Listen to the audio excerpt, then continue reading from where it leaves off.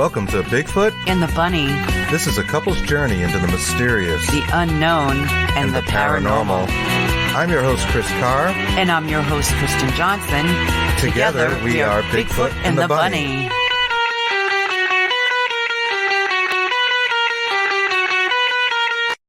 Right on. We are Bigfoot and the Bunny. And I don't know if for you guys, but our intros seem to be sticking. So I don't know if there's something going on in the interwebs.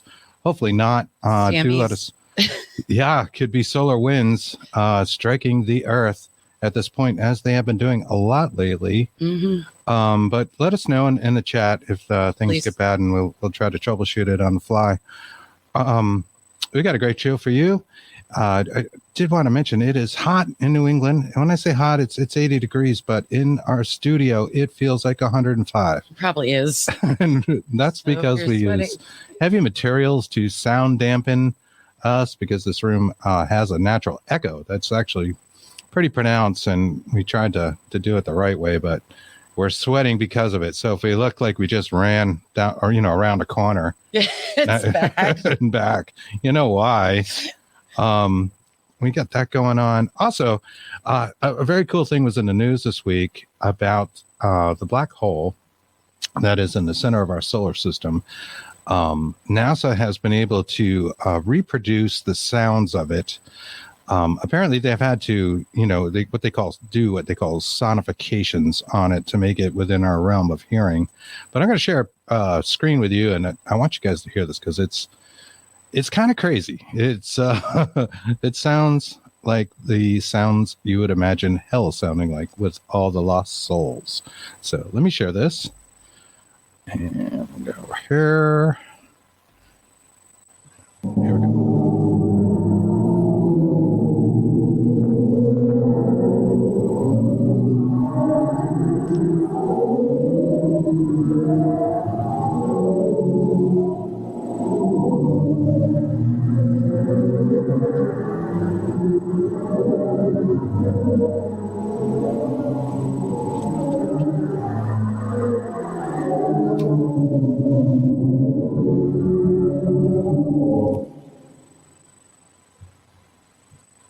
Reminds me of a Tool song. Yeah, right. It's an introduction to something a little nefarious. And I'm just going to read from the page real quick. This is from nasa.gov. It says, since 2003, the black hole at the center of the Perseus galaxy cluster has been associated with sound. This is because astronomers have discovered that pressure waves sent out by the black hole caused ripples in the cluster's hot gas that could be translated into a note, one that humans cannot hear, some 57 octaves above middle C, which would be within human hearing frequencies. Now, a new sonification brings more notes to this black hole sound machine. The new sonification, that is, the translation of the astronomical data into sound, is being released for NASA's Black Hole Week this year, and you got to hear a little of that. So I thought that was a little strange. Hey, I see Greg Koss out there. Hello there. How are you doing, my friend? Greg was on our show Thursday, and I was watching his show last night. Mm-hmm. Shadowhunters is awesome. A great guest and great show. Hey, Courtney, good to see you. We're going to tell you about our guest here. If I can get all my notes up on the screen. Let's see. All right. We're going to bring him right on. His name is Wes Roberts, and he's a 30-year contract college professor. Wes Roberts had hints of alien visitations dating back to his teens, though oftentimes frustrating nighttime experiences. Through those experiences, then, because of a consciously recalled experience in the 1980s, Wes eventually became convinced his experience could not be explained away by conventional theories. And he's going to tell us about that. Let me bring him right on. Hey there, Wes. How are you? Hello there, Chris. Hi, Kristen. Hi. Welcome. Hello again. Happy Saturday. Thank you. Thank you for joining us on our humble show. As I understand it, you're pretty good friends and colleagues with a former guest that we've had on the show before. I believe so. When I eventually decided to seek hypnotherapy, which is kind of a story in itself, My first contact didn't pan out, but that contact introduced me to Leslie Mitchell-Clark. That's and right. I think that was around the time she was starting her practice. So I was probably one of her first of these kinds of clients. Excellent. And she was a wonderful guest. And if you guys are interested, you can look into the archives of wherever you're watching the show and find our interview with Leslie. We had a great time talking to her. But you're here today. We wanted to find out, how did this all come about? If we want to go back in the time machine and see how you became aware of these experiences, if you weren't initially, and the impact they've had on you. Well, thank you for asking that. I wasn't aware initially, that is for sure. Growing up in my teens and 20s and 30s, yes, I've been involved in many interesting things, parapsychology being one of them, magic being another one, and all sorts of other ones, but this did not occur to me. Despite my ongoing interest in UFOs and the possibility that we're connected, pardon me, to alien visitors, that was about all I thought of it. In the 90s or so, I was hooked up with MUFON, Mutual UFO Network at one point, and I was introduced to some folks that claimed they were alien abductees. And all I had at that point was wonder. And I just quite honestly felt a little creeped out being around some of them. The energy emanating from them was unusual, and I'm really sensitive to energy. So that was my overall introduction to it. But in the late 1980s, I had an experience I consciously remembered, and I'd like to set the record straight. Probably other guests of yours have done this, but I didn't need to be hypnotized to remember several of my experiences. A lot of them were consciously recalled. And that continues to this day, not as often, but it still continues to this day. So I had an experience in the 80s.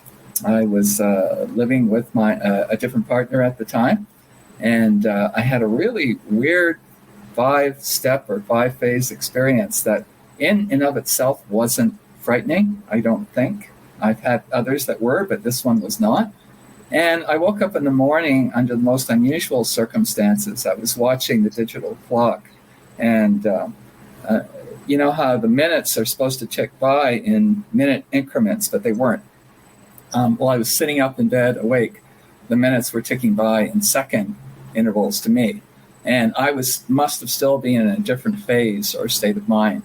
Wow. So I went into the other room, Chris, and got some scrap paper and wrote the experience down. And I mean, for over 20 years, I never decided to pursue it because I didn't know what it was. And I would not have called myself an abductee until over 20 years later. That's fascinating. And of course, that plays into like time-lapse phenomena. Yes. Was that a digital or analog clock? It was. Digital. All right, sorry. So the minutes were just going by like seconds on the digital clock. Boom, boom, boom on the digital clock. Okay. I later found out, and this is just extra evidence, my partner who I was living with at the time had been, to use the term, shut off, rendered unable to do anything but hear. And apparently there were 2 such experiences. I've still not uncovered the details of the second one. But she told me she had really felt odd that something had taken place that night, that she could hear some voices. All I remembered was the series of events I went through that I wrote down. Oh, that's fascinating. I mean, when you say render, do you mean like, was she paralyzed? And she was catatonic, pretty much. She could hear but couldn't move. As far as I know, she couldn't see anything but her immediate surroundings. This happened twice. The second time, she was paralyzed, to use the term, and could hear me talking with someone in the other room. I have yet to uncover what that experience is, and I've tried. Oh, wow. Now, were you and your partner? Were you like in a sleep state? Had you just woken up, or what was the layout for that, or were you just middle of the day kind of thing? It was sleep state. It was overnight, Chris. A lot of these experiences, you transition into them, or I have, through sleep. because we're real susceptible. We're real vulnerable. We're real accessible when we're sleeping. And so that's useful or not, depending on your position in life. For me, it wasn't too useful, but it was useful for them. So this all happened while I was asleep. And it does seem like that hypnagogic state right between sleep and wake states is where that vulnerability is. And things like sleep paralysis happen. And with that can be a whole range of phenomena, from abduction experiences to things like old hag syndrome. Mm-hmm. Mm-hmm. Yeah, I agree completely. So I was open and apparently not just available, but suitable for this kind of thing, I guess I would say. Yes, Anne-Marie Young says old hag. Yeah, exactly. Right. Yeah, we've talked about that on our show a few times, but we've also noticed with our guests that have had the abduction phenomena occur to them, that it's often in those states of transitioning consciousness. I'd like to remind our listeners that, our consciousness is a tough thing to define when we're asleep. It can shift, and for all intents and purposes, it is our reality when we're dreaming and that sort of thing. Unless we're well aware that we're dreaming, we become awake in that state. It is as real as anything, that we experience when we're not sleeping. Same brain, same memories. Right. People tend to think that that must be a different brain, or it's not part of your real brain. That is not true at all. It's part of your recollection, as you would recall this conversation we're having. Exactly. Oh, we totally agree with you. Mm-hmm. So how did you get into the regression? So for approximately 20 years, I tried to explain this by all conventional means I know. And I'm no expert, but I know about dreaming. I know about lucid dreaming. I know about out-of-the-body experiences. I know about hallucination. I know about visions. So I ran that through all those filters, and it wasn't any of them as far as I could tell. But it wasn't nagging me enough to do anything about it until it was. And at around the 20-year point, I wouldn't say getting unstable, but as a college teacher, you've got to perform. You've got to be really organized. You've got to be able to wrangle students, to use an expression. And sure.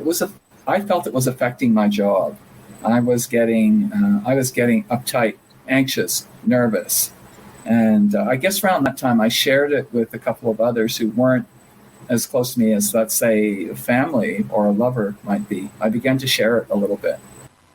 Oh, and it appears to have dropped, folks. So just give us a minute. We will stand by while Wes rejoins. Yeah. So this is really fascinating, and I want to talk about his childhood a little bit more. Okay, I'm sorry. I see him rejoining. Mm-hmm. Because I wonder if that maybe led into the phenomena a little bit. Welcome back. Yeah. Sorry, I was just going to say the stream disappeared, so I apologize. You dropped a little mysteriously, and we had a little trouble with our intro. We noticed it sticking, so we don't know if there's something going on. We're hardwired into our internet here, and it's usually quite stable. But of course, we occasionally get gremlins, and then sometimes they're a little nefarious. So we'll just have to keep an eye on it. I was just mentioning that I wanted to talk to you a little bit about your childhood experiences, sure. Maybe prior to the experiences you had in the 80s or before that. You mentioned an interest in magic, which is something that we share as well. In fact, before I got into any kind of paranormal stuff, I was much more into magic growing up and fascinated with it at an early age, but we both had very haunted childhoods, Kristen as well. So I wonder if that happened to you. Did you have any paranormal experiences or alien-like experiences when you were a child that you remember? I would say I did. And this is a bit of a retrospective because I didn't classify them that way at the time. But looking back, I'm sure I did. I began to have spontaneous out-of-the-body experiences when I was around 15. And I didn't know what they were. And I thought, the first one, I'm going to die. But that's what it felt like. It was terrifying. They can be scary. Yes. Oh my gosh, I was really afraid. And these continued to happen off and on through my teens, 15, 16, 17. And eventually I finally found Robert Monroe and the work he did. Yes. Mm-hmm. And I'm sure your viewers are aware, you two are aware, but we can go into that if you want. That Monroe, absolutely. I love Robert Monroe's story. We love Hemisync and being a pioneer in out-of-body experiences.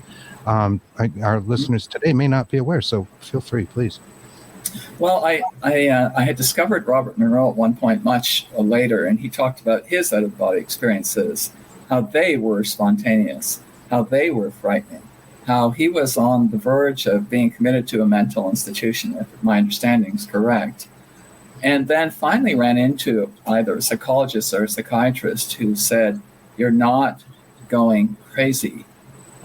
These are real experiences."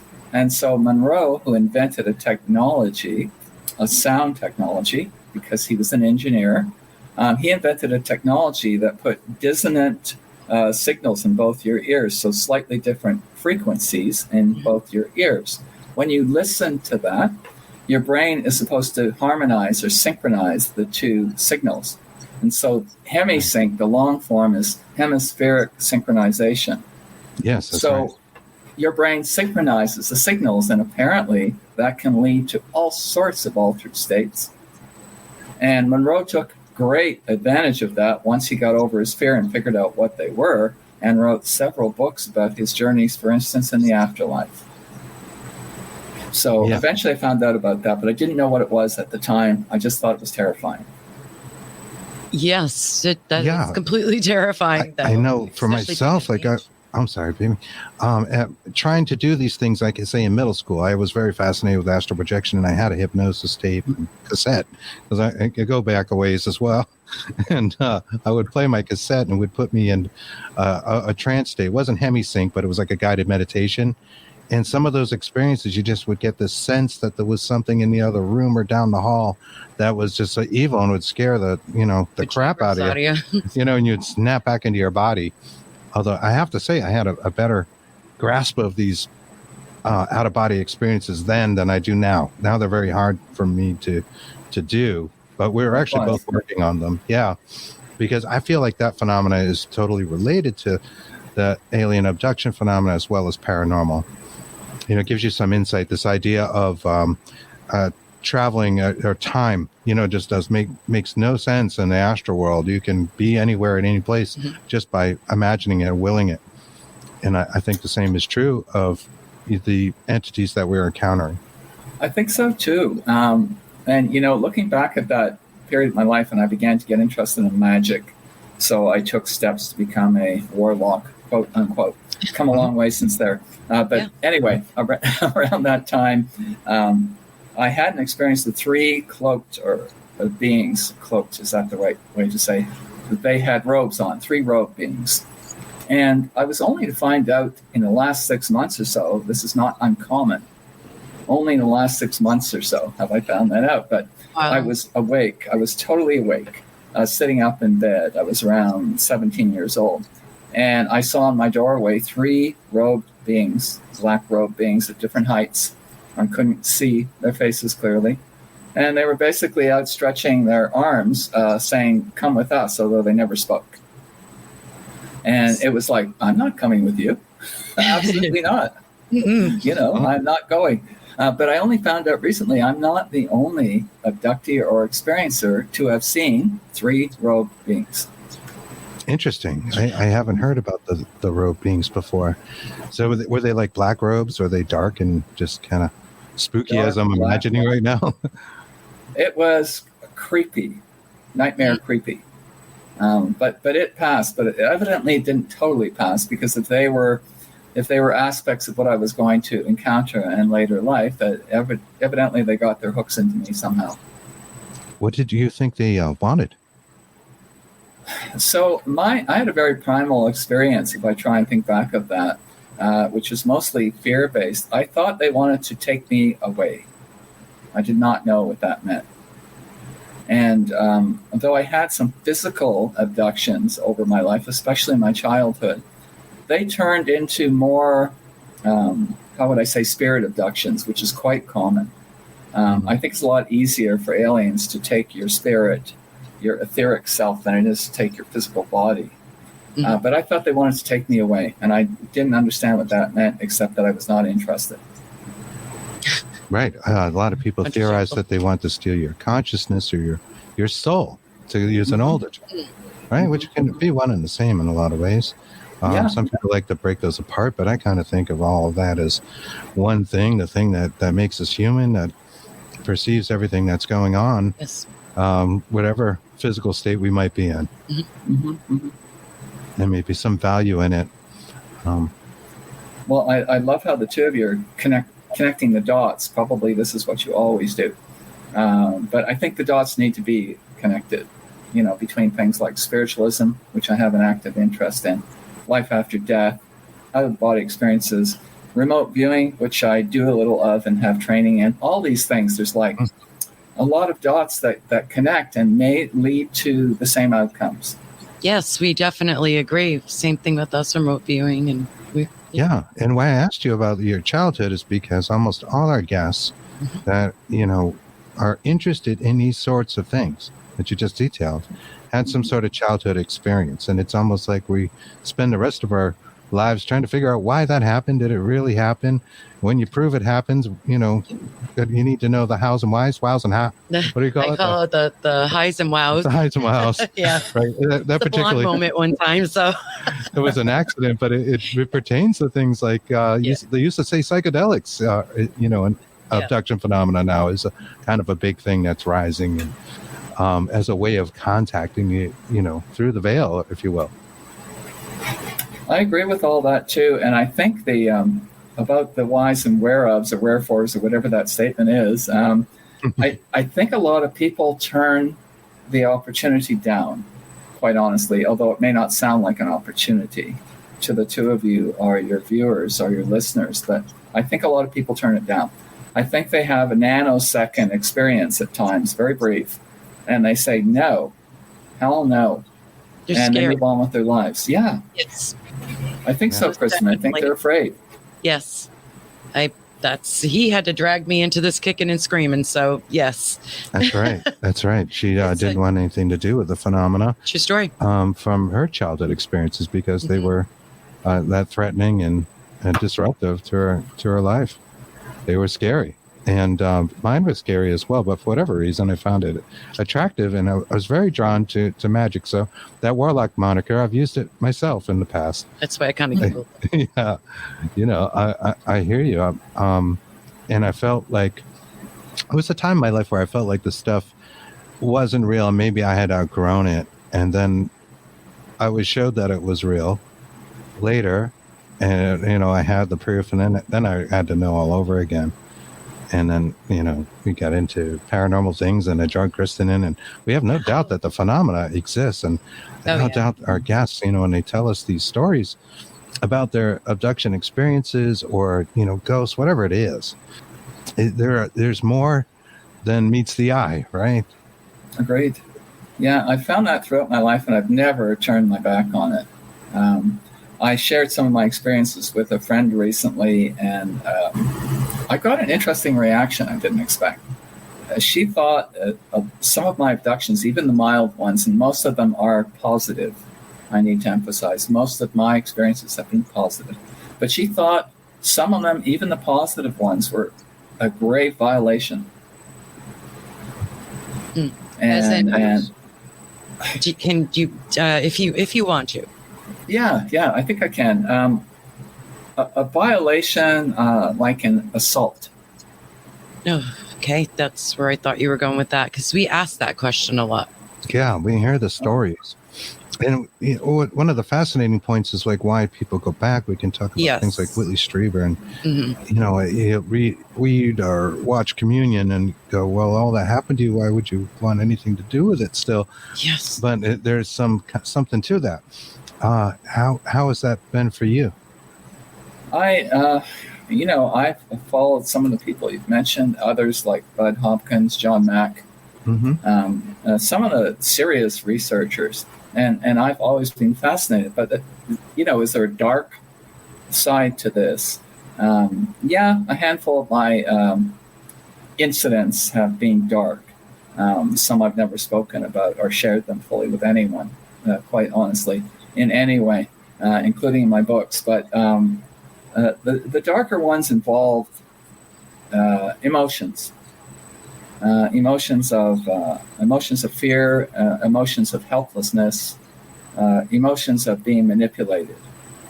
And I don't know about the two of you, but I had to come to a point in my life, and I came to this point, I don't know, maybe 10 years ago, maybe a little longer, to where I could reconcile all of this, where I could say it was okay, where I could say it was integrated in my life and I could do something with it, not stand in awe or fear of it, but even talk about it, share my experiences, hope that others will take a little baby step on whatever road they're on.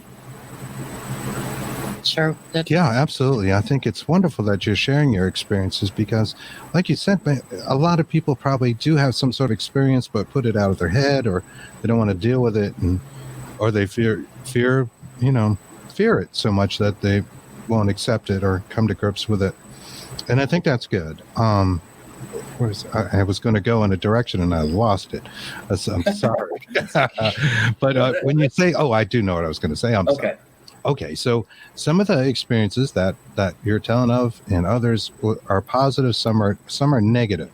Some people feel like people are sort of like a herd, and that their reason for their intervening in our lives in some way would be the same way, like say veterinarian might interfere with the herd of antelope and check the herd and make sure they were able to reproduce and they were healthy and able to sustain themselves. Do you get that impression at all? I do. Although I would like to say, I guess I will say, I feel this is where I came from. This is who I am. If that's not human, that's fine with me. I'm okay with that. I think we're not from here, quite honestly. And that there's so many races, as the two of you would know. It's speculated there are 70 to 80 that we know about, and probably a lot 82. More. See? Right. Yeah, it depends on the book you read, right? Sure. It's true. It's 82 in there, in that particular. And that our respective governments actively work with 8 to 10 of them or something, depending on who you read or who you speak to. My view today is that I've been involved maybe with 2, possibly 3 races. The main one I'm involved with, which could be called the Pleiadians, or perhaps the Tall Whites, might be another name for them, perhaps the Nordics, I'm not sure. They're positive, uplifting, they understand the journey I'm on. They're trying to tutor me to do better at the things I do. They try to assure me, and I've looked back at my transcripts, they've tried to assure me that they're always here. And I don't know if you've had other guests on who have had my little problem being that I can't just call them up when I want to and say, can you sit on the couch and we'll have a conversation? I can never do that. Yeah, I think it's a rare thing, although, if you were to believe everything you read, it's not that rare to conjure a UFO or alien being. I don't think is that easy. There have been examples of it. We got a great book over here, actually. Yes, we do.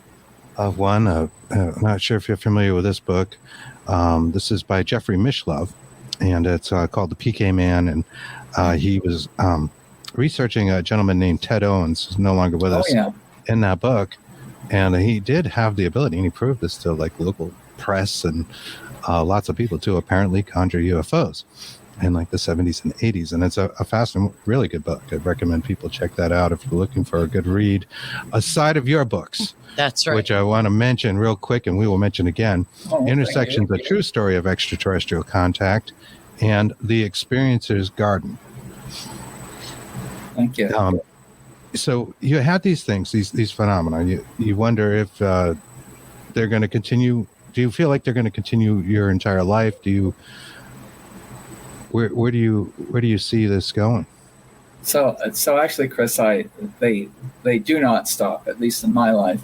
They're not as common as they used to be, but probably once a month I'll have something. I'll get up in the morning and say, this has all the hallmarks of an ET experience. So it's different. It's not a dream. It's not an illusion. So they still occur. They're not necessarily as profound as they used to be, but they are still there. When I got my first hypnosis session, I had not realized this was going on in my childhood. This was the weirdest thing for me, right? My first hypnosis session was trying to explore what happened in the 1980s. That did not occur in my first or second session. What did occur were experiences of myself as a little boy.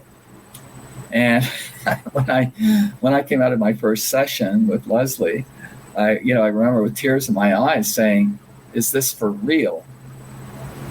Because one of my fears was that I would go to hypnotherapy and find out I made it all up. Right. And I know that might be the common take. I don't know what the common take on this is. I don't know if there is one, but my fear was that I was making it up. I'm sure it's mixed. Everybody wonders, and we haven't done it, so I don't think we're in a good place to comment personally. But I suppose the public has a mixed experience. And now we're familiar with John Mack, Harvard professor that pioneered a lot of this work, and Bud Hopkins. They certainly, were smart people. So I don't think they were doing it for giggles, right? They had to be seeing some real data coming back, and people were remembering experiences that were brought about through this. So when you have a session with Leslie, say, and you have this regression hypnosis done on you, are you awake the whole time? And she's easing your mental state into relaxation. And how does it feel and work? What's the experience like? So, speaking from my perspective, it's my understanding there are at least 5 levels of hypnosis, and you're touching the theta states of the brain. If you go to the last level, you're asleep, you're unconscious. So I don't go to that level, or she doesn't take me to that level. We go to the 4th level commonly when we've done this in the past. You are totally cognizant of everything that's going on. You might be a little groggy. Your actions and your speech might be a bit slurred. This is what I've noticed with me. But you can answer direct questions, and you can explore direct scenarios.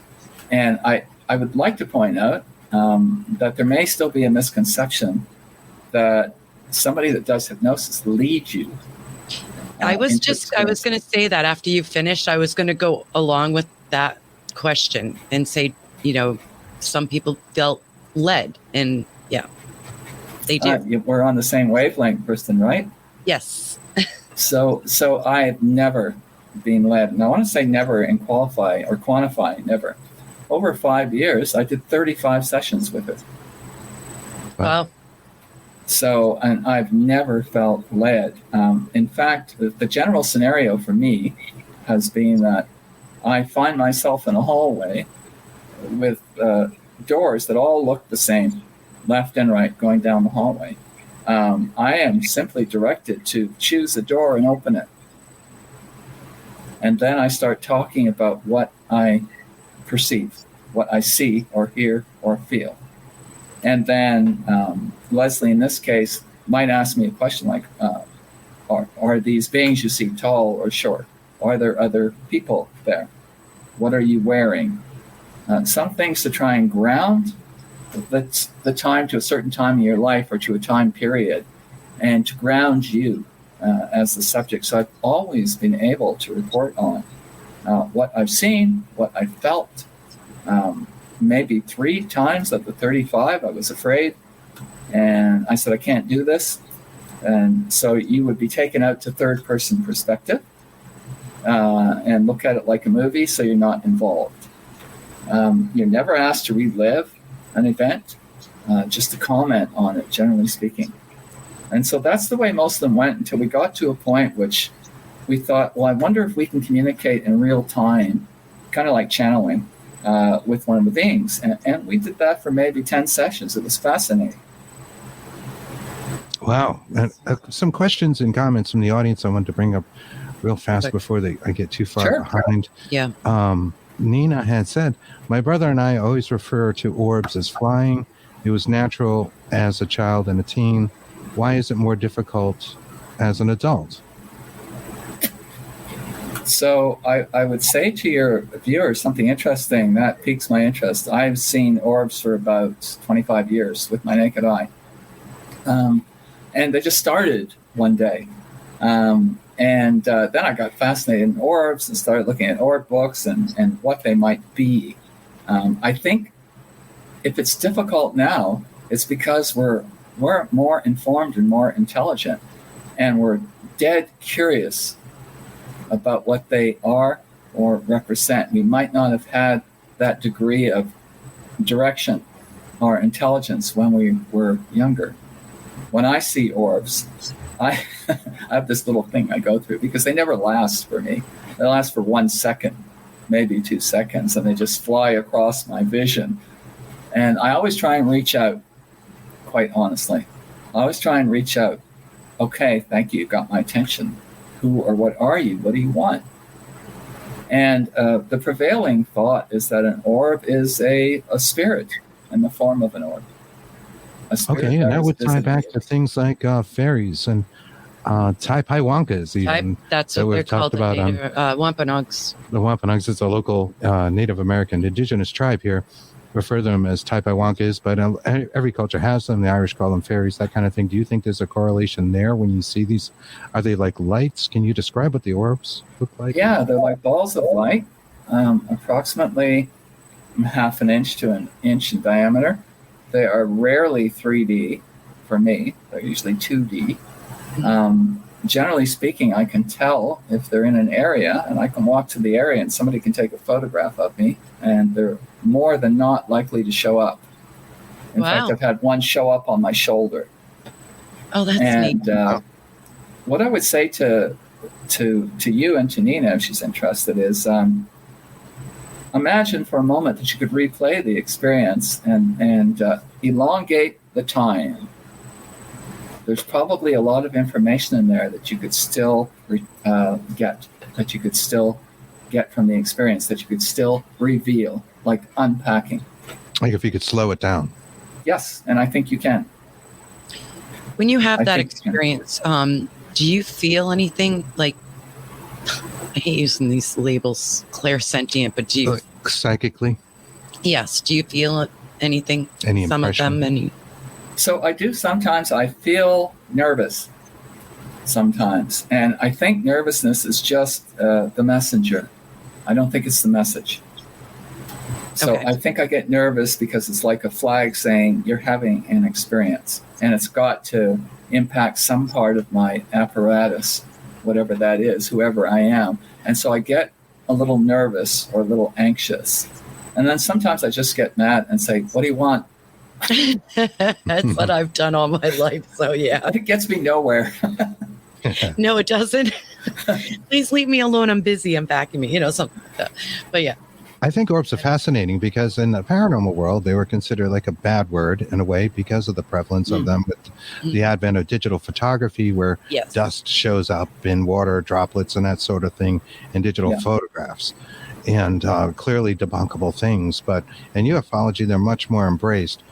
Do the orbs have any kind of color to them when you see them? Are they always white or does it vary? They do. There's about 4 primary colors I always see. Light blue is the most prevalent one for me. Then white, periodically red, and very rarely black. And I had an experience about 2 years ago, and this is only the second time. Oh dear. When it looks like our signal is fading in and out. Do you still have? Yeah, I think we started to lose you, but you're good? back. We're good. I'm being an orb right now. You're revealing too much information. That's what it is. That seems to happen on our show. It's orbs. So I had an outdoor experience where I saw a black one, and it followed me down the street. Come on. It was just the weirdest thing. But here's an interesting thought for both of you and for Nina and your audience, is that they're drawn to happy, festive places often, whether that's a garden, a wedding, a banquet hall, a discotheque, if there's such a thing, a club. They're drawn to these frequently. When my ex and I used to go to Oktoberfest up here, we take photos and had photos of hundreds of orbs, always. My goodness. Mm-hmm. Interesting. Yeah, and it's almost like a high emotional area. And actually, that reminds me of this comment here by our friend Greg Koss. Yes. We were talking Thursday, I think, about haunted taverns, right? It was Thursday. Being why there's so many of them. And then maybe it's the emotions that are captured in these where people are, joyous or just wildly swinging emotions that go with the drinking and festivities. Greg says, I saw and felt that energy you just talked about. And this is going back a little bit in our conversation. Kristen, look how far you have come. The kicking and screaming. That's what he's light referring and to. That's right. Thank you, Greg. Yes, I have come far. I still am afraid a little bit, but Greg had a question as well. He asked how the doors are identified. So was that part of the hypnosis session? You told there are doors around and your mind starts to see them, that sort of thing? None of the doors have any remarkable markings. They all look the same. I intuitively choose, I don't want to say the right one. I intuitively choose a door that will lead me to an experience I've had. Okay. So none of them are marked. And that's, to me, part of the beauty and part of the credibility. Sure, absolutely. Nina says, my brother and I still see orbs. That's awesome. Me too. Very I do too. And I had to giggle because you were talking about music, and my house is constant music all the time. And they just, my cats pick them up before, sometimes before I do. My cats are really good at I see it too. Okay, yeah. Cats are great little ghost hunters, if you will. Yeah. They do seem to have little investigators. Extra abilities, be sensitive to things. Yeah. I was going to say, well, music triggers also a release of chemicals in one's brain, that helps bring about that joy. And maybe that's part of it too. Emotions do. The endorphin. There's all sorts of things going on chemically that change in a person's body, physical body, that maybe is something that can draw something like, I'm going to use the word alien. I don't know what else to use here. Consciousness. How about that? Disembodied consciousness. Yes. I agree with that. I think that's very appropriate. I think that some of the orbs that visit me are probes, quite honestly. Maybe not the alien beings themselves, but something that's capable of probing for them. Like, is it sentient? Yes. Like a sentient being. Yeah, sentient. But like a drone type thing, like you said. Oh, nice. Yeah. But I really do believe that you can unpack an orb event, or any event, actually. That's part of magic for me, is being able to not so much replay, but expand it. So do you think they have a message when they're going by? You're saying there's more to that experience of a zipping orb in front of you. If we could slow it down and walk through the steps, what would that orb experience look like? He's lost us. Are we back? We can hear you. Hello. Oh yeah, we're revealing too much. I'm telling you, it's a conspiracy. They don't want this information out there. This is good information, and we're getting into some very fascinating subjects here. Absolutely. So yeah, this is a fascinating discussion. I hope our audience can see why we like to discuss these kind of things, because it relates so much to a lot of the phenomena that goes into the paranormal. These worlds, are building bridges between each other right in front of our eyes, especially in the last decade or so. Let's see. Can you hear us now? I can, yeah. We blipped out, so I started closing apps on my computer. It's a brand new laptop. You never know. So I started closing apps. No worries. We understand that exactly. That's what's going on. I alluded that we might be giving out too much information again, because we might be. I don't know. I think we're hitting on some really good subjects. The last thing I had asked you is if you were to take that orb experience, and you're saying that there's more information there than we see, that our physical time just moves too fast to take it all in. Slow it down. What is that experience like as you perceive it? I think it's like having foreground and background details that don't have to do directly with the orb. For instance, what did it just go through? What kind of world is it from? If it's emotional, what kind of emotion is it carrying today? What does it think of you? What does it have planned for later? In other words, I think a lot of peripheral information, not directly related to the appearance, is in there. And that if we could unpack it, we'd unpack a larger picture. Do you think there's a message? And what would that message? I do think there are messages in there. My own messages would be, I'm trying to think of one of my doctors said to me earlier this week about a minor treatment I'm having. He said, stay the course. And I felt like saying, well, that's profound, which it wasn't. But I think that's the kind of message I've got. Stay the course, and you're on task. You're doing what you need to do, and you're helping people. That's the impression I get.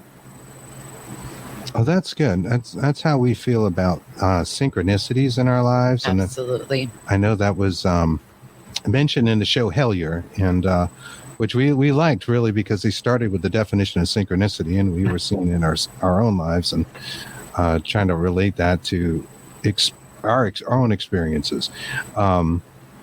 When you're within a lot of synchronicities and things are just flowing, you feel like you're on a good course. Yeah, I think you hit your plateaus, Chris. I think you hit plateaus. And when you do, wow, a whole world of information is unveiled to you, giving you the ability to get to the next plateau. Absolutely. Yep. Everything's connected. What is your impression of all the UAP phenomena that has been coming out in the news in the last few years, and the Tic Tacs? And I think this is not accidental disclosure. I'm not going to say I hang with a lot of people that are involved in disclosure, but I have associates and friends that are involved in the disclosure movement. And your audience, I don't know as much about it as I should, but there have been 2 major conferences on disclosure, stuff that Dr. Greer and others have been involved in. And they've pushed our respective governments year after year, decade after decade, to tell us what they know. And so I think the UAPs and things is just the tip of the iceberg as they're kind of prepping us, in my opinion. I can't imagine the world fleeing around with their arms up in panic to hear that there are UFOs. I just can't picture it anymore. But I think this is not accidental disclosure, quite honestly. Just a little piece of it, piece at a time. Right. Leak it, a little leak. Right. Bits and pieces. To see how people will react, because people don't react the way you necessarily think they would anyways. So we were talking about this the other day. We were talking about, well, look what the hell COVID did to everybody. If they think it's going to bring like the hoarding toilet paper and things of that. All the nations together of the world. And I'm like, that is not what happened at all. Hoarding toilet paper. Yeah. And food. I mean, it's of course that. So you don't know really. The dynamics at the time. I mean, people became even more divided. And, I didn't see a unification between countries, certainly, or peoples of the world. Yep. And, you have to wonder. I don't know. Have you witnessed any phenomena that would resemble the sort of video that has been given out to the public? So I experienced very little in terms of seeing any UAP or UFO directly, maybe twice in my life. I found myself on board craft, but generally speaking, I don't see them. I've looked at some of the footage. I've talked to the folks at MUFON Canada who have analyzed some of the footage. And they've analyzed some other footage that I don't think is publicly available. And we're talking about something that can move across the screen at 8,000 miles an hour. Right. Something that they had to slow down 100 times just to get it in the frames. So this is not something we're capable of doing. This is not, unless they're really good at hiding that, and I don't believe it. Also, the stuff apparently that we make, that we construct, is still can show nuts and bolts and fissures and joints. Yes. And my understanding is that the real alien craft, are not like that. So I have a good friend up here who We call him a UFO magnet. He has hundreds of hours of video footage and thousands of photos of UFOs that fly over where he works. Wow. Wow. He just walks outside for a break. Leslie and I just chuckled. I was like, what is it with this guy? He'll walk out for a break and there's stuff up there. And it's like, are you kidding me? So we call him a UFO magnet. Eventually I tried to convince him he's probably an ambassador and didn't know it. But he's camera shy. Interesting. I would love to see some of those photos. Maybe offline we could share some, because I'm just curious. Yeah. What do the UAP phenomena look like in the photos that seem to? So they suffer the usual issues with being a gazillion miles away. Most of them, they're pretty far away, and they're high velocity. Most of them, but he's got some that show definite shapes, triangles, for instance, mothership shapes, for instance. And he's also, and I can contact him if you like on your behalf and ask him if he would make those available. I'd be happy to do that. It's a point of consternation for him, I think. He's been called by... Yeah. Thank you. That would be nice, but we don't appreciate wanna, it. But we would understand if he didn't want to share that, as well, of course. And we wouldn't necessarily share them or reveal them on the show or anything like that. I'm just curious. No, I'd be happy to. People like Gary Nolan have theorized that they might be projections. He told a story in a different podcast, a popular one that was pretty fascinating, caught my ear, where these children had taken a picture up through like the sunroof of their car. They had one of those cars where the whole roof is pretty much glass, like a Tesla. I didn't identify it, but they saw a craft above their car while they were driving in the back seat, and they took a picture of it, and the craft wasn't there. There seemed to be this little thing much higher up, and it was as if it had possibly projected the craft to appear to the humans in the craft. I guess the parents may have saw it as well, be right above the car. And it was actually some sort of holographic thing going on, which makes me wonder about that crazy speed. If you take like a laser pointer and you play with your cat, you can make some pretty fast speeds. Maybe we're the cats, right? Exactly. Maybe it's created to look like it's moving that fast, but doesn't actually contain anything. I don't know. It's only speculation. I think it's all speculation. My speculation is that they simply do time slips. They seem to simply appear and disappear, which to me indicates space-time warping. I don't know enough about quantum mechanics or physics to answer that, but apparently that's a very good explanation to some about how they simply appear. Right. And this would have to be things that move faster than the speed of light, or Einstein would say. We talk a lot about string theory. Dimensional things. Right. String theory defines 11 different dimensions, and once you go over from 5 on, we're talking about time manipulation, and that the ability to change timelines and have simultaneous timelines, which I find extremely fascinating. I see another comment out here from Nina. It's real jumpy. I often hear two terms, outer dimensional beings and interdimensional beings. Is there a difference, or are they appearing in two different ways? One being physical and one being spiritual? That's a good question. Yes, very good. I think maybe in those other dimensions, I don't know if we could say it was anything but spiritual, because we don't really understand how consciousness exists in them. And it's such a fascinating subject, right? So the timeline stuff, and I think in the fifth dimension, it's considered that your timeline, if you were thinking of a line going, say, in a linear fashion, moving left to right, could split.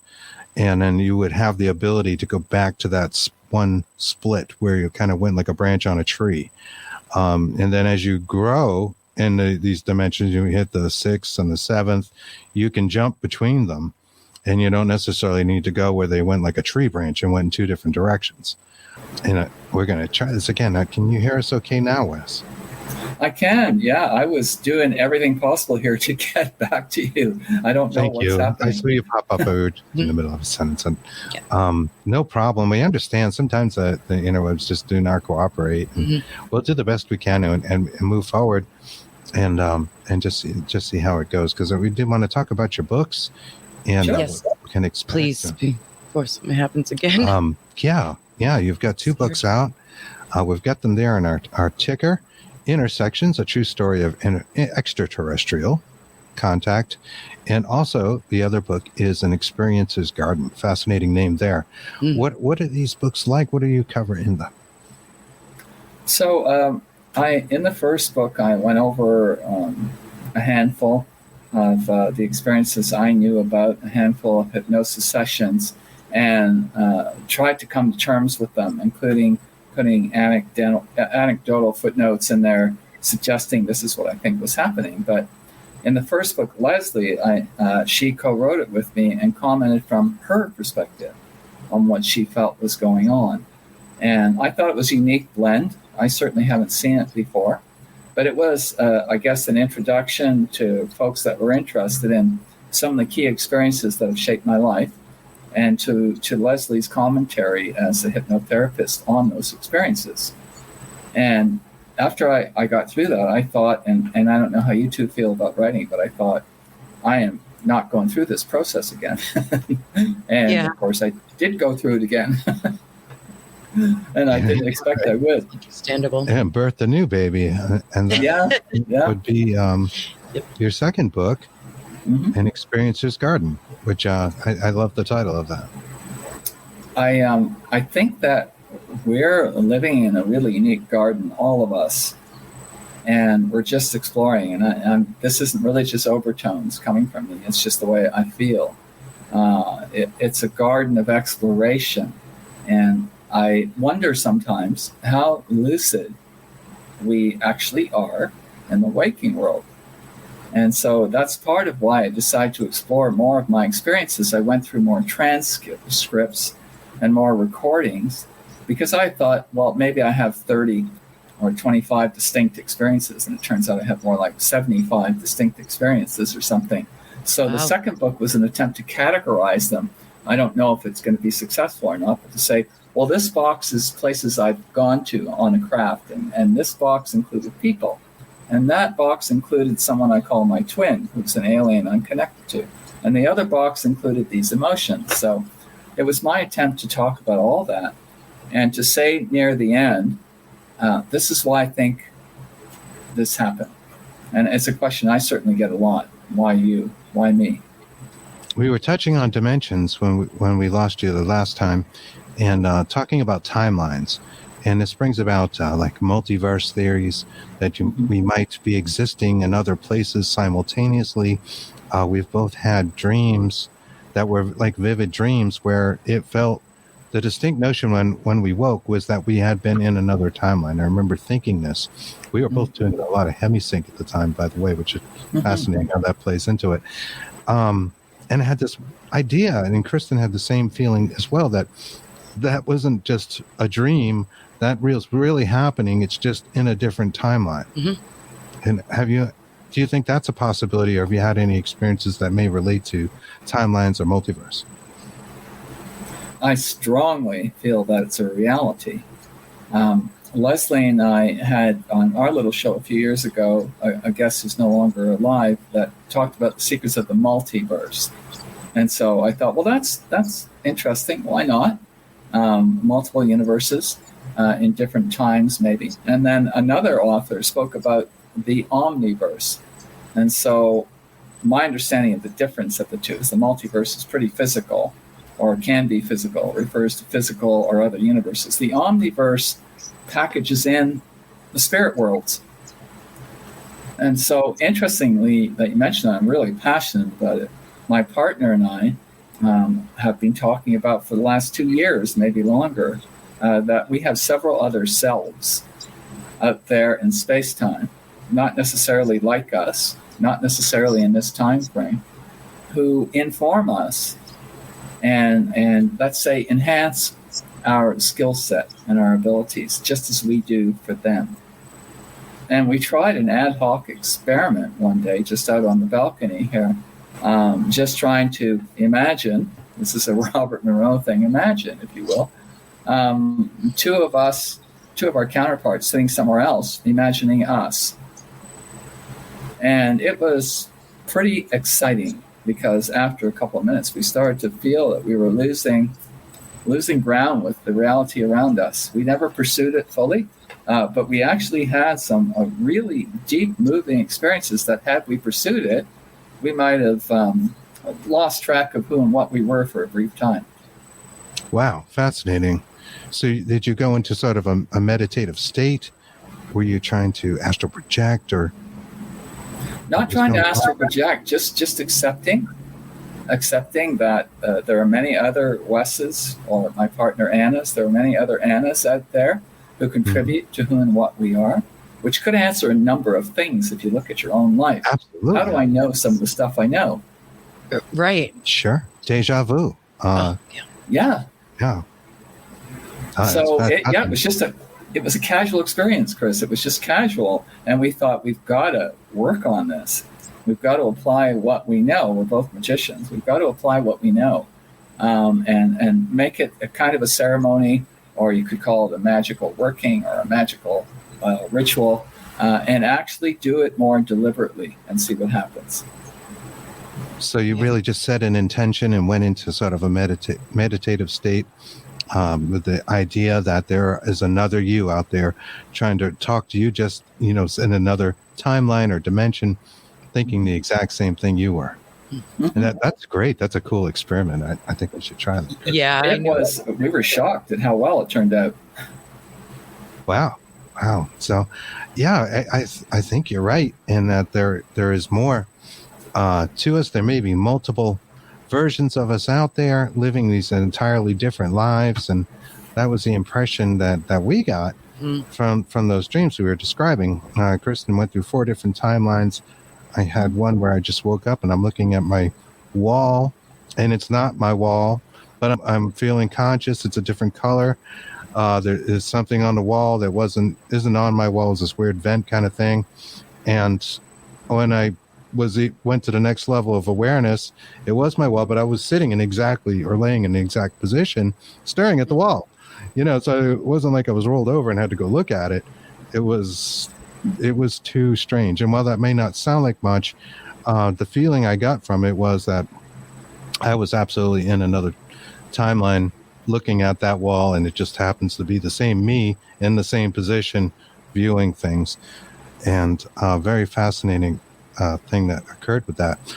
Some comments on our audience. Natalie says, I would imagine you would need a strong sense of the center of your being if you started splitting into or contacting other dimensions. That's a really good comment. If I were to allow the liberty of rephrasing it, perhaps Natalie's saying, do I have to be grounded? And the answer is positively yes. Positively yes. I have to feel pretty grounded and comfortable in who and what I am, understanding that a myriad of other beings may contribute to who and what I am, and not to lose sense of self during the experiences. It's just like when I'm hypnotized, I never lose sense of self. I do not lose control. I can end the experience if I needed to end it. And so being grounded and not allowing myself to say, oh yeah, just take over. I never do that. That's something I never do. And most of my experiences with alien life forms have been a lot like that. I've become aware at some point. I was in the experience. I called them out, so to speak, and they kicked me out. They kicked me out of the experience. So, wow. So I think I'm grounded enough to do that. I would highly recommend baby steps in a process like this. I consider this to be part and parcel what we can do as magical beings, what we can do if we're careful. And the first step is simply acknowledging this is possible or true. It has to be a belief, right? I believe it does, yeah. I think so too, at least on some level. People who tend to debunk things, not that they can't have an experience, they can. But if you don't believe in a phenomena, it seems less likely that they'll ever see it or have the experience. Mm-hmm. There's another comment out here from Nina Ferrari. Nina says, some believe our spirit is divided, therefore easier to protect from just one outcome. So maybe the many parts make up a whole that forms a sort of shield of maintaining the one true consciousness or collective consciousness that we might be. This branches out so greatly, Kristen, and Nina, to things like group souls. And those theories have been posited for an awful long time. Also, on the belief part of it, Monroe said, and this is also said in remote viewing training, start with the belief and then move to knowing. From belief to knowing. Yes. Prove it for yourself. And you can do that. Absolutely. Yeah. I think that's been our experience as well. Yep. When we see it actually happen, it was like more things followed because we had a definite, no little doubt in our mind that we were experiencing true phenomena. And for us, it's more paranormal related, if you will. But again, these things are related. We call it what? Phenomenology? We don't. Steve Merritt does. Steve Merritt does. Yeah. He coined that term, and I think it's a great term. He says, you have your ufology, you have hauntology, would be the paranormal. He said, why not call it phenomenology? And I think that's a great point because it is all related. Everything. Similar phenomena. As Ian said it, we're all connected. She said soul tribe. Soul tribe, yes. Anne-Marie. Yeah, tribe, yeah. Yes. And it is. And, you wonder if you are, living this life and having these experiences with people in your family that you knew in other lifetimes and that sort of thing. Do you get a sense of that? That the people and relationships you make in this life are ones that may be very old? I do at times. And as correlated to this, I think, is that abductions and UFO and alien experiences generally tend to run in the family. I'm sure you've heard that before. And so I think that's true. One of my nieces who revealed to me one day something odd that happened to her. I said, really? And I didn't want to pursue it too far with her, but it just had the call signs of an alien experience. And so I do feel that way sometimes. And I don't know if the two of you went down the road with Leslie about interlife regression or no? Oh, I'm not sure. It's been a while. I think it was over a year ago we talked to Leslie. But we can touch on the point. Maybe it'll come back to us. Sure. Interlife hypnosis regression is your life between lives, in short. You get to visit your soul or spirit before it chooses to come back, before it chooses to incarnate. And in doing that, you might get answers to why you're here or where you're going. So among the many sessions I had with Leslie, I did one interlife regression. And to me, it just confirmed why me, because I chose. I was presented with a choice. And I chose at some point in this life, if I could, to wake up, to become conscious of the fact that I did choose, to become conscious of the fact that I'm not a victim. So an interlife regression is a fascinating piece of hypnosis because you're taken backwards in time, then forward, and then there you are. And in my case, and I don't think it's unusual, you get to sit in on or to observe a council that you have cooperated with to come to this decision about your next incarnation. And plans have been laid, things like that. And then poof, you're here. And of course, we forget all about it. I know a lot of NDEs, or near-death experiencers, that we've talked to. I have mentioned things like they see this fact that people choose, their souls or consciousness chooses the life that they lead. They choose to be the baby and that sort of thing, which I think is interesting. So you get that sort of sense that there's this in-between time, and you're choosing the family of souls, say, to be with, your soul tribe, as Anne-Marie put it. I do, truly. I don't know how the two of you feel about that exactly, but I've run into people that I figured I've met in spirit, and I'm finally getting to meet them in person.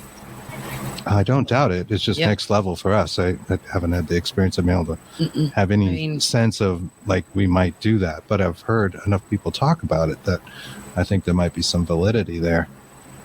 Oh my gosh, it happened with my partner. dreamt about someone like her until I met her. Oh, wow. That's really cool. Excellent. Greg did said, can it just be open to suggestion, which is like being led, like you mentioned earlier, being led into maybe some of the experience in the hypnosis. But you said you never felt led. I never felt led because there was no preconception. To use a remote viewing experience, there was no front loading in most of the experiences, no suggestions about, let's go look at this. The only times that happened, I was fully aware. Like, let's go back and visit my 1980s experience, please. Or let's try and channel this alien being, please. So that was agreed upon by both parties. Most of the time, like the very first time I was hypnotized, I had no friggin' idea of what would be uncovered. No idea. And when it all came down, the first and second experiences, I thought, this is stuff I could never have conceived of. And then at some point, Leslie said science had caught up, or some parts of science had caught up, and said that we weren't accessing any creative parts of our brain. We were accessing memory. Oh, wow. It's and I accept that. And when you say front loading and remote viewing, so our audience knows, that would be where you're getting any kind of details about a target ahead of time.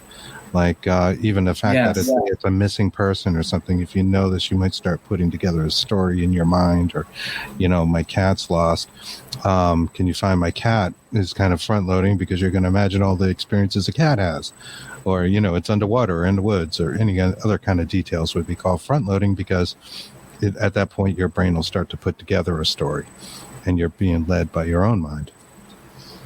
Thank you, Chris, for clarifying that, which I did not clarify. No worries. We like the remote viewing, and we like talking about it on the show. Nina also mentions walk-ins. And I guess this would be spirits that just kind of walk in, or aliens? I call... I don't know about you, but I call because I call them wanderers. They just come and wander right in wherever we are. So, but you have different, I believe they're all different beings, but they are all connected. What do you call them? Like the walk-ins? I tend to agree with you, Kristen, that they're different beings that are connected. I certainly don't have any issue with that. I don't think they're from one race or species. They could even be potentially people that are alive right now. We tend to think of being visited by people from the afterlife in the spirit world. That's not always 100% the case. A living person can bilocate. Certainly their spirit could bilocate. So I've been involved probably with 3 races, but I've known others that have been involved with many, and none of them pleasant in some cases. So I think a walk-in needs some kind of access unless they have a real superpower. I don't think this comes automatically for us, or possibly for others. It's simply, well, I've gone over the Rainbow Bridge and now I'm Superman. I don't think that's true. I think that's great. And I love that you mentioned bilocation, meaning to be in 2 places at the same time. This is something the science has seen with electrons on a quantum level, and called that bilocation, where an electron can be in 2 places at the same time. Very hard to wrap your minds around it, but yet it happens there. And if it can happen on a quantum level, perhaps it happens on a larger level. Nina goes on to say her mother is a walk-in, and I'm assuming that she's passed on and not just, biolocating, stopping by without knocking. Good. Greg says, I felt the same way, Wes, and I have met quite a few people I felt I've known. Nina goes on, can attest to that. Took over someone else's. So she saw her mother in someone else. Oh, no, she says she's alive. Okay, she is alive. Oh, wow. Okay, so it is this bilocational phenomena that you're referring to. Thank you. Greg says, as long as you are open to beings of love and light. And then how do you feel about that? That's a good point, Greg. Thank you. That brings me to self-protection. As some of the phenomena, and even in your own experiences, is not always wonderful, right? So there's been some negative experiences to go along with neutral and positive ones. Do you do anything to protect yourself? You mentioned you're a magician as well. are there steps you take to protect yourself against beings that would have nefarious intent? I think I take all sorts of steps, quite honestly, but my favorite one is simply to reinforce, kind of like a Robert Monroe personal energy balloon, a bubble that surrounds not just our body, but our body and spirit. And it is inviolate unless I choose to let someone in. And what goes out, the same thing, unless I choose to let something out of it. So I probably formulated this like decades ago. And then I guess I get a smack of, I don't know if I want to call it snobbishness or elitism, thinking that it's in play. It's in place. It's automatic pilot. And so you can picture it as a sphere of protection. You can certainly do a little ceremony around that and reinforce it. And generally speaking, things cannot get in there unless I want them to. What if they do get in there? Because I'm not a super being. Then I have to encounter them and deal with it and process it. So far, I've come out the other side of those encounters. I've come out wiser. I don't know if I've come out stronger, but I've come out thinking, okay, obviously I was too limited in the way I constructed my little magical bubble. And I've got to push that understanding beyond anything I currently know. Because I don't know what kinds of forces can try and get in. I have to define them from my own standpoint in life. But you can actually do a little ceremony to help activate this magical sphere that surrounds you. And probably you're going to be more healthy after doing it. Most definitely. Well, Robert Monroe talks about a balloon in the Gateway series, making a balloon of protection around you. And it sounds a little similar to that. And I heard other people talk about similar things, putting this sphere about them. What about things like herbs or crystals, things of that nature? Does any of that, do you find any of that helpful? Or do you think it just depends on the person? I think it does depend on the person. Chris, like I was asked recently if I have any magical items, artifacts. And it's like, yeah, a ton of them. At one point, I would have either taken deliberate steps to infuse them with something, or they had that already. But what I would say, if you want to take this to one level further, they are props. And I don't believe you need them. Oh, same page. Yeah. We were on the same page. We have quite a few items behind us, and We do. We subscribe to the idea of panpsychism, and that is to say that any kind of matter can maintain a consciousness. So they're not necessarily haunted objects, but they might be at times. Which plays into... Agreed. They're all very special to me. I have charged them myself, or somebody who's gifted them to me has charged them. And I accept them for what they are. And periodically pull them out and use them. But normally, to me, it's like the paranormal. Do you need a prop to read someone's mind or to be clairvoyant? I don't believe you do. Right. Or have an experience. Yeah. Right. When we talk about ideas of protection, certainly in the paranormal sage, and different things come up a lot. Palo Santo. Candles, different. Sure. We have oils magic. We do like, and we have voodoo. We're eclectic. Voodoo, mostly. Very eclectic. Yeah, really eclectic. But I think a lot of it is more our intentions, or playing out a psychodrama in our minds to bring about belief in the powers of those objects. Not that the objects can't maintain a consciousness of their own, though, or hold energy. It does seem wholly possible. Absolutely. But you don't hear those things referenced with ufology too much. So I was wondering what your take was on it. Greg Koss said, very nice, Wes. He says, and I do the same before and after. Yep. Yeah. Shields himself. Yeah, we were just talking about that the other night. Yep. Excellent. I noticed that something in your bio I wanted to bring up real quick, too. And you might have touched on this a little bit, but it mentions a pressing question, an important question you've faced most of your life, and that being, why me? And do you think there was a reason why you specifically were chosen to have these experiences? Or So part of that, I think, was at my behest, my doing, not in this lifetime, but in another. And the other part, and I'm not sure about this, but Leslie raised it with me, and it makes sense. If you have some psychic capability or ability, you are like a beam shining up into the air that others can notice. You are like a magnet. I agree. And I knew I was psychic when I was young. I'm not the most talented person in the world, but I can do a few things. And Leslie speculates that attracted them to me.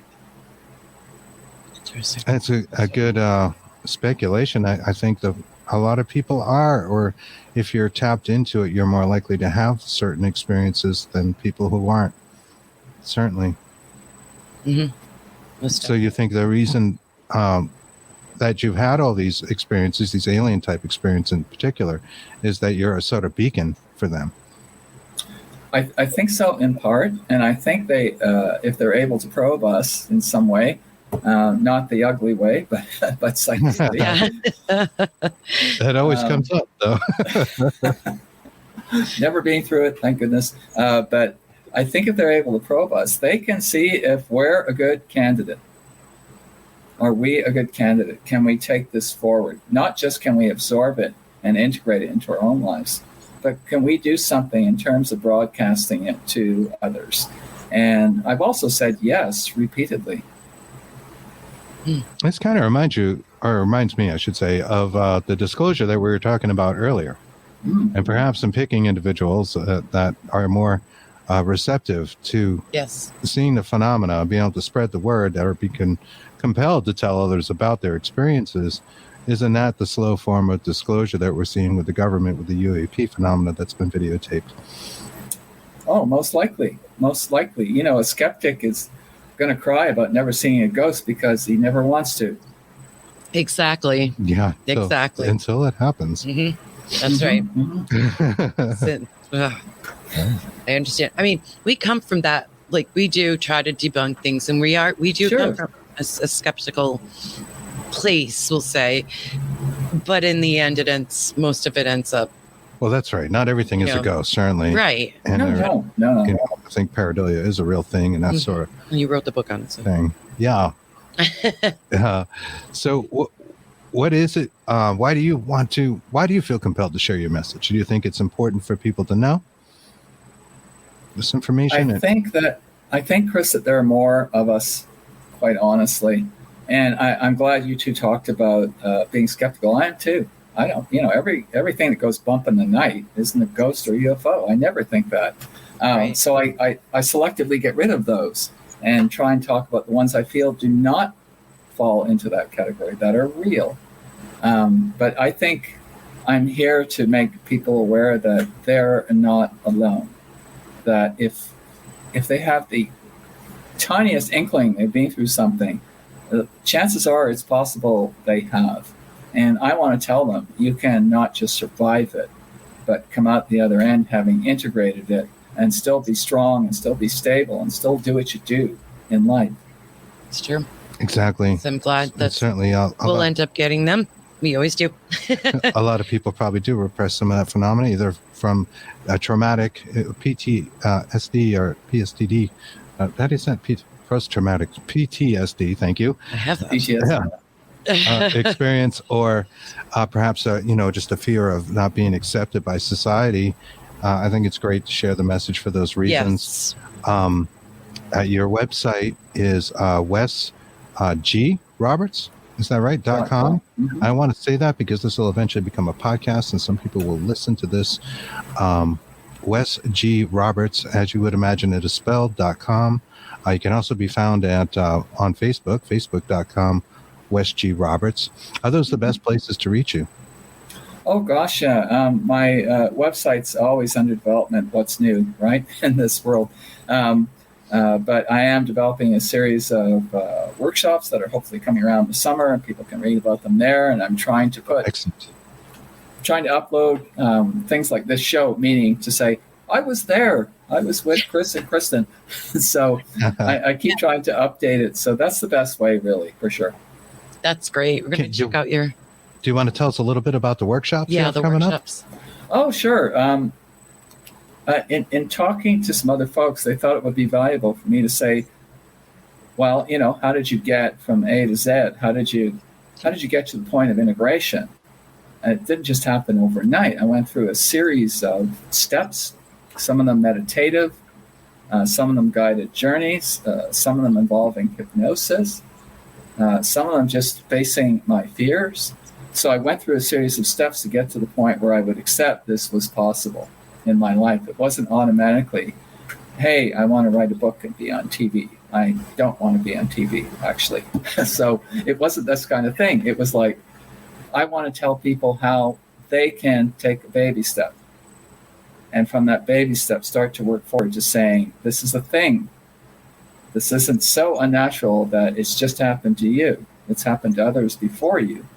Here are like 5 things that you can do that might help you get to the point of integrating this in your life and then moving forward. So tools, links, resources, guest speaker or 2. I want to tell people that you can do this if you need to.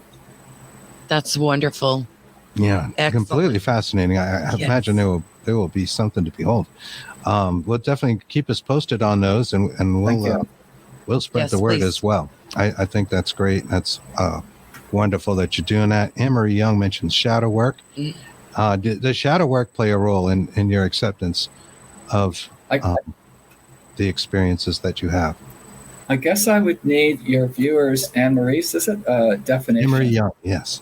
Of what shadow work is. I think she's referring to like Carl Jung's shadow work, which is to look at the self, the dark self, maybe not, but the part of you that is you that you don't always want to be, that sort of thing.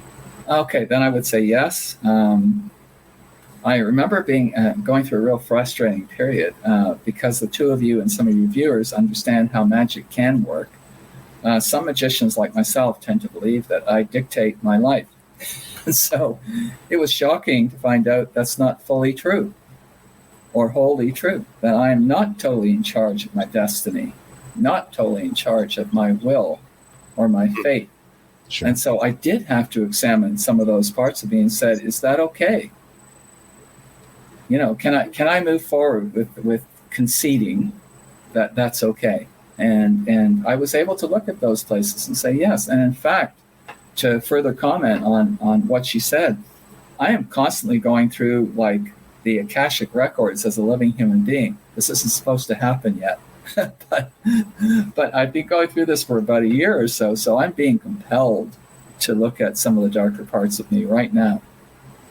That's a great answer. Yes. And interesting, the Akashic records, of course, are supposed to be a record of everything kept somewhere. Now, do you visualize the Akashic records as like a physical resource, or is it something you touch within meditative states and just through like a visualization? That's a really hard question. I'm going to say it's the journal of my soul. I like that through life to this point. And the way I'm reviewing these things is I, for whatever reason, remember an incident when I was 15 or when I was 27, when I wasn't nice. And okay, you got to relive that now. Oh, great. Thanks for that.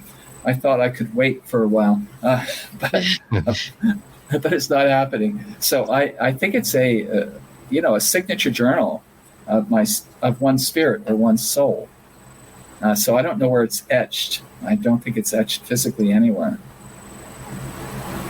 Yes, a lot of people reference it, and certainly I know in my own path work I've done with magic and other magicians, a lot of times the magic that you're doing is about the self more than anything. It's like self-improvement, which I think is a misconception by other people, that people get into magic to manipulate others, where I always felt it was a lot about manipulating oneself to have the predictable good life, perhaps, that you mentioned, that we don't always have control of. Would you agree? I would agree totally. It's like the operator in alchemy. Magic's aimed at the operator, not about making gold. Right. I think it's a common misconception that, as soon as I get into magic, I'm going to pull up my hit list, and then I'm going to pull up my list of expensive cars I want, and then all the other people I want in my life will pull out that list. So mostly the list I mostly pull out is fix yourself list. Yes. Mm-hmm. Mm-hmm. Yes. Yeah, I find the reactionary magicians, if you will, those that are always into it when they're mad at somebody, Yeah, Joe. are not the best magicians. Mm-mm. Not that you necessarily want to cross them, but I don't think they're, Yeah. it's true. Oh, there was one other thing I wanted to touch on that you mentioned earlier. Speaking of magic and say witchcraft, in the Wicca community, generational witchcraft is kind of a big thing, right? And was it at one point when, say, it was peaking in the 60s with people like Sanders and whatnot. A lot of people talked about generational Wicca and people that were born into certain families. That reminded me a little of something you said earlier, where there may be some genetic tie into experiencers. Yes. Do you think there's a correlation there? I think that there may be. I quite honestly say I'm not finished, never finished exploring. I'm still just a work in progress. But my family background, genetic family background, my grandmother read tea leaves, for instance, and always cautioned me about getting involved in magic. When I started to enter that phase in my teens, which has never ended, she said, "Don't do that. It's the devil's work and all that." Well, I was only finding out much, much later, I think after she died, that when she was reading tea leaves, she would sometimes predict somebody's death, and so she gave it up. Oh, goodness. Yeah, that's a lot. That's a big responsibility. We've asked people about how do they subtly go about that, the psychics. Exactly. When you get that kind of information, Yes. like, what do you do with it? Do you tell the person and that sort of thing? Yeah. The ethics of being psychic. Certainly. Anne-Marie Young says, balance is always going back on my list to work on. Right. Understandable, Anne. Definitely. Well, it's a journey, right? Life is a journey, and beyond life apparently is a journey as well. And we look forward to talking to you some more, Wes. Yes, please. This has been great. Yeah, and, absolutely. It's been I'm very, wonderful. very interested in your books, actually. Yes, we are. I would like to read the garden. Experiences Garden sounds really fascinating to me in particular, but your story and the true story of extraterrestrial contact sounds great too. Where can people buy these books? They can certainly go to Amazon.com or Amazon.ca and look me up under Wes G. Roberts. And certainly for the two of you, if you surreptitiously send me an email, I can probably get some books to you, physical ones. Well, thank we you. would I'd be appreciate. happy to do so. Oh, thank you so much. It'd be great. We don't mind paying for them. That'd be great. Yeah. I really would like to read them. Sure. I'm interested in your experiences. They sound like you have a wide range of them, and having the magician's background, to me, I find that fascinating because, again, we see correlations through all of this, psychic phenomena, Absolutely. sorcery, what have you. There's alien abductions, or the haunted child in the cemetery. Those sort of things.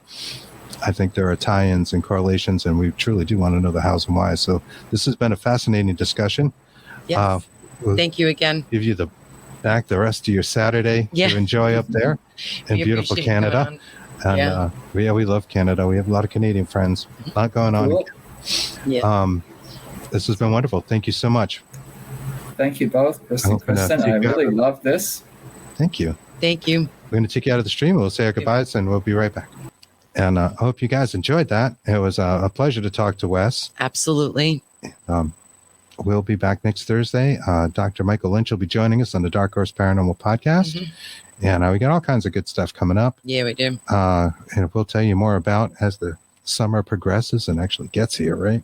Yeah. I think are we late spring? I have no idea. I think we're late spring. I don't know what happened to the transition here, but good It Lord. feels like midsummer. Right I know now. I wish, but I'm melting. we're sweating profusely on It's really camera. bad. The window's open. That's what you can see is the curtains. I want to thank you guys. Thank you, We Greg. love you all. Thank you, Greg Anne-Marie. and Anne-Marie and Nina and everybody who joined today. Courtney. Natalie, you guys are great. Thank you so much. And we'll see you this coming week. We'll see you Thursday and next Saturday. Enjoy the rest of your weekend. Bye-bye.